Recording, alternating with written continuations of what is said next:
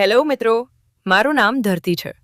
હું 22 વર્ષની છું અને મારા લગ્ન હમણાં જ 23 વર્ષના મારા પતિ સાથે થયા છે. મારા દેવરની ઉંમર 21 વર્ષ છે. લગ્ન પહેલાથી જ મારા અને મારા દેવર વચ્ચે બહુ ગાઢ મિત્રતા થઈ ગઈ હતી.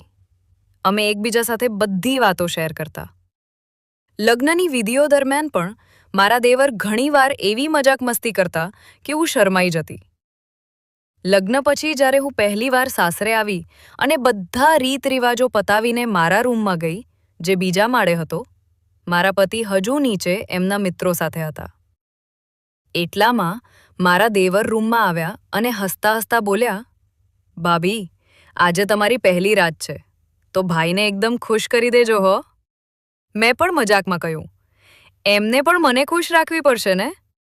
દેવર કહે, "એની ચિંતા તમે ના કરો, ભાઈ તમને બહુ ખુશ રાખશે, અને બાકી કોઈ કામ હોય તો હું છું જ ને."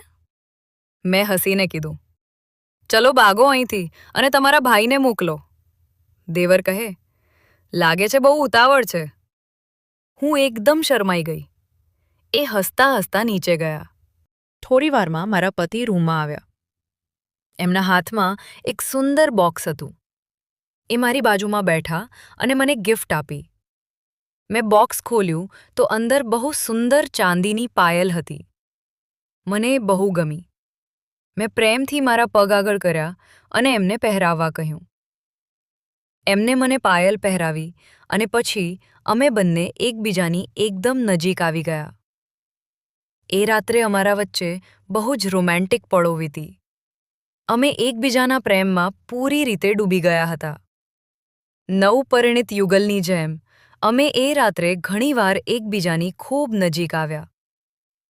લગ્નની એ પહેલી રાત મારા જીવનની સૌથી સુંદર અને ક્યારેય ન ભૂલાય તેવી રાત બની ગઈ. સવારે વહેલા ઉઠવાનું હતું, પણ થાકને લીધે હું મોડી ઉઠી. નહાઈ ધોઈને હું નીચે રસોડામાં ગઈ. ત્યાં મારી નણંદ ચા બનાવતી હતી. મને જોઈને એ હસવા લાગી અને મજાકમાં પૂછ્યું, "કેમ ભાભી, રાત્રે બહુ મોડે સુધી જાગતા હતા કે શું?" હું શરમાઈ ગઈ અને નીચું જોઈ ગઈ.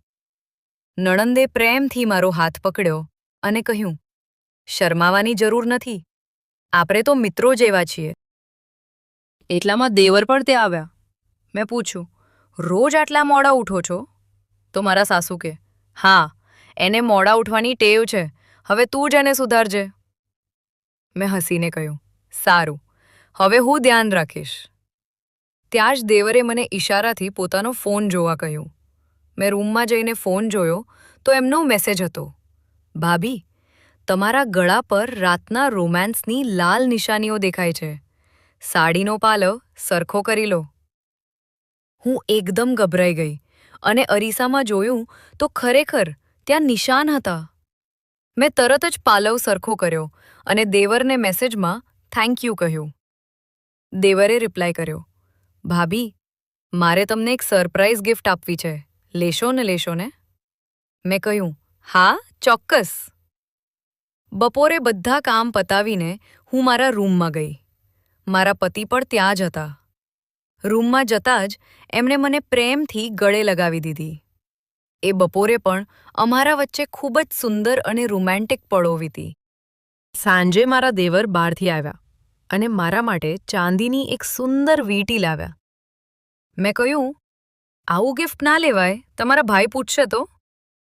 તો દેવરે કહ્યું, "કહી દેજો કે તમારી કોઈ બહેનપણીએ આપી છે, બસ તમે રાખી લો, મને ગમશે."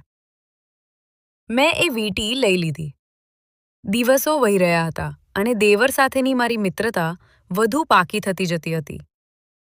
એક દિવસ બપોરે દેવર એમના રૂમમાં સૂતા હતા અને હું કંટાળતી હોવાથી ત્યાં ગઈ. ગરમી હોવાથી એ શર્ટ વગર સૂતા હતા. એમનું ફિટ શરીર જોઈને મને એક અલગ જ આકર્ષણ અનુભવાયું. મારી પાયલના અવાજથી એ જાગી ગયા. એમણે મને બેસવા કહ્યું. અમે બંનેએ ઘણી વાતો કરી, મોબાઈલમાં ગેમ્સ રમી અને મજાક મસ્તી કરી.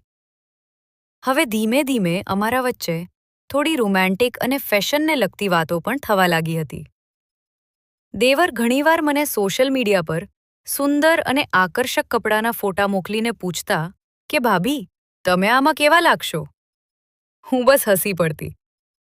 એક દિવસ એમણે મને એક બહુ જ સુંદર અને મોડર્ન નાઇટવેર ઇનરવેરનો ફોટો મોકલ્યો અને પૂછ્યું, આ કેવું છે? મેં કહ્યું, બહુ સરસ છે. કોના માટે લેવું છે? એ કહે, તમારા માટે જ. બીજા દિવસે બપોરે દેવરે મને એક પેકેટ આપ્યું. મેં ખોલ્યું તો એમાં એ જ સુંદર નાઇટવેર હતું. હું બહુ ખુશ થઈ. મેં કીધું, આટલો બધો પ્રેમ ભાભી પર? એ હસી પડ્યા. હું રૂમમાં જવા લાગી તો એમણે વિનંતી કરી, ભાભી, આ તમારા પર કેવું લાગે છે? મને ફોટો પાડીને બતાવશો ને? મને પણ થોડી મસ્તી સૂજી. મેં કહ્યું, સારું, પણ આ વાત આપણા બંને વચ્ચે જ રહેવી જોઈએ. હું મારા રૂમમાં ગઈ, દરવાજો બંધ કર્યો અને એ નવા કપડાં પહેર્યા. અરીસામાં મેં મારી જાતને જોઈ. હું બહુ જ સુંદર અને આકર્ષક લાગતી હતી.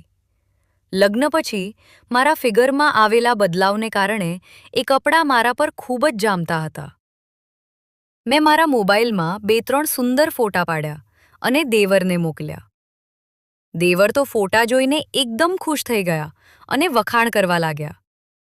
પછી મને ચિંતા થઈ કે રાત્રે જો મારા પતિ આ કપડાં જોશે અને પૂછશે કે ક્યાંથી લાવ્યા તો શું કહીશ? એટલે સાંજે મેં દેવરને બાઇક પર સાથે બજાર જવા કહ્યું. રસ્તામાં દેવર વારંવાર એવી રીતે બ્રેક મારતા કે હું એમની પીઠ સાથે અથડાઈ જતી. મેં હસીને કહ્યું, હાથે કરીને કરો છો ને? એ હસીને કહે, ના ભાભી, ટ્રાફિક જ એવો છે. અમે બજારમાંથી ખાલી આંટો મારીને પાછા આવ્યા, જેથી હું મારા પતિને કહી શકું કે હું બજારમાંથી ખરીદીને લાવી છું.